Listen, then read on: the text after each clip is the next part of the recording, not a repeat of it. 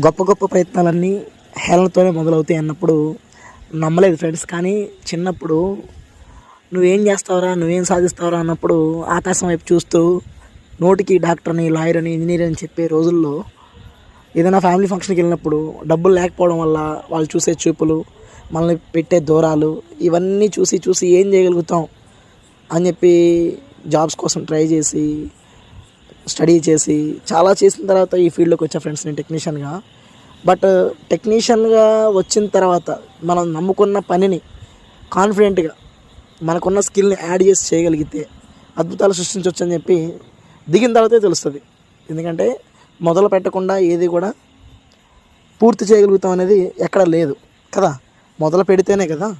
Same నేను ఏదైతే సక్సెస్ఫుల్గా టెక్నీషియన్ కాగలిగానో నాలాగా దాదాపు 200 మందికి పైగా టెక్నీషియన్స్ తయారు చేసి 60-70% సక్సెస్ రేటుతో నేను టెక్నీషియన్గా తయారు చేసే అవకాశం ఇచ్చిన దేవుడు, నాతో పాటు ఒక బ్రదర్ లాగా నమ్మి అంత దూరం నుంచి వచ్చి నేర్చుకుని వెళ్తూ ఉన్న ప్రతి ఒక్కరికి నా తరపున ఇంకా గొప్ప అప్డేట్స్ ఇవ్వడం కోసం మన ఇన్స్టిట్యూట్ని చాలా పెద్దగా 2 ఫ్లోర్లలో ఎక్స్పాండ్ చేసి థియరీ క్లాసెస్ ఒక దగ్గర, ప్రాక్టికల్ క్లాసెస్ ఒక దగ్గర పెట్టి మనం AC, fridge, washing machine training ఇస్తాం ఫ్రెండ్స్.